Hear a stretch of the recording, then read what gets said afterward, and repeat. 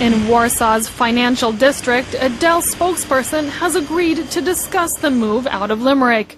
Closing the Irish plant, he says, is about trimming costs. This is a part of the $3 billion cost-saving plan. And yes, after evaluation, all the little things, we decided to do it. It's a very difficult decision, especially when we have to tell people that they will lose their jobs. It's here in the city of Łódź, in a factory built in 2006, that Dell will now produce all of its products for Europe, Africa, and the Middle East. It's 10 p.m. and workers are heading home. For them, Dell's arrival is a lucky break. I have 2 kids, and my husband and I lost our jobs at Bosch at the same time because of the economic crisis. Both of us managed to get jobs here. Are the salaries higher? Yes, I'm satisfied. Much higher? Yes, much higher. It's really a big challenge for me. It's a position with a lot of responsibility. Before I had jobs where I didn't need much training. Here you have to be very involved, very alert. You have to pay attention to every last detail.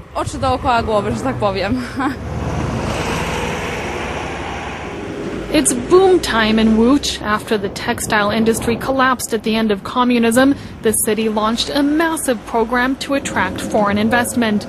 Dell's factory is located in a special economic zone on the outskirts of the city. One of many multinationals that have chosen Łódź, the financial incentives make it an ideal spot for them to set up shop.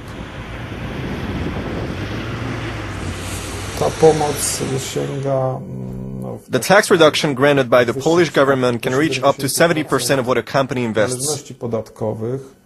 Dell took advantage of those tax credits, and it also negotiated infrastructure such as roads and fences financed by the city and the EU.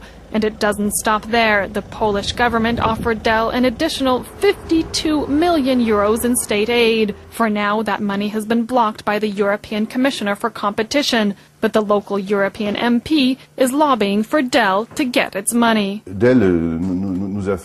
Dell made us think that perhaps it would decide against a new production line, at the least, or even close the factory. And when the decision to close the Limerick plant was announced, we were told that the choice was not between Limerick and Łódź, between Ireland and Poland. The choice was between the European Union and elsewhere, 2 new factories in Malaysia and China. So I think this is good for the EU, for its common market, that the factory stays here. Since Poland joined the EU in 2004, Łódź has been transformed. Some 2 billion euros of European funds are being injected into the region. Unemployment has dropped from 20% to just 7%. The mayor's office has been hunting foreign investors. We put money where we know we can find investors. We've sent teams to Japan, Korea, Taiwan. It works really well with Asian investors. They really appreciate the direct contact. It wouldn't have been easy or obvious for them to come to Łódź on their own. Manufaktura, the pride and joy of Łódź, a brand new shopping mall built in the city's old textile mills, a temple to modern shopping culture. We met Arek, who has just returned to Łódź after living in Limerick for 3 years. He's surprised how much his country has changed. More expensive is life here now. In 2004, food was cheaper, lots of things was cheaper. Now it's like our island, approximately. The average Pole makes just a third of the typical Irish salary, just 400 euros per month, which doesn't go far in a mall like this, where prices are just as high as in Western Europe. Change is coming fast for Poles. Amelia works at the Dell plant. Even though her wages are better than average, it's still tough to make ends meet.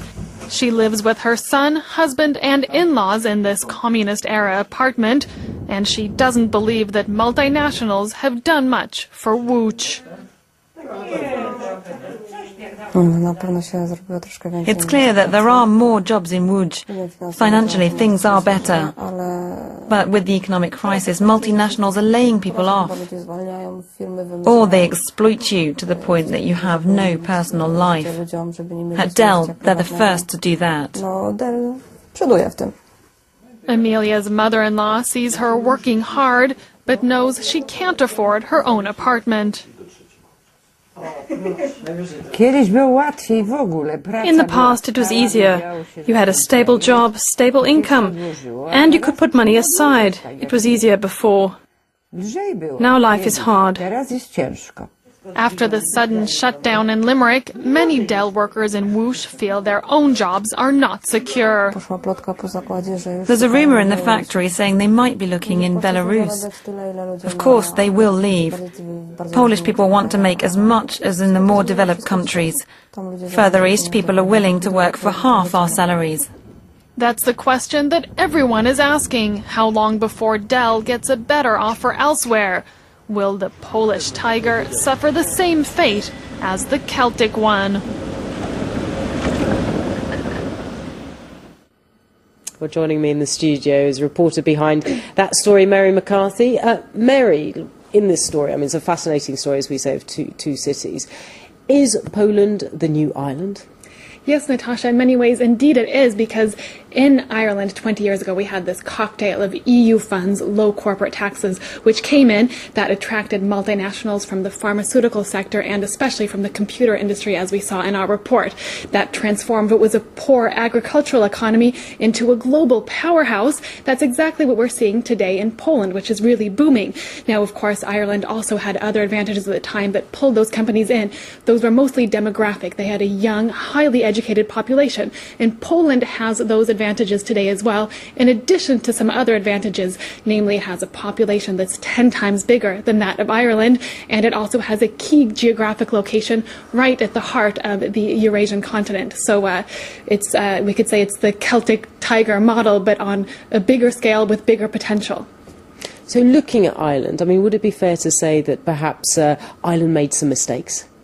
Indeed, all the experts we spoke to, the officials we spoke to in Poland said until very recently they were saying Poland wants to be the new Ireland. Let's base our model for our economy on what Ireland has done. Now suddenly they're saying let's keep doing that, but let's learn from the mistakes that Ireland has made. As we know, Ireland, it's in the headlines every day, is in crisis just like many countries around the world. Their housing market has collapsed.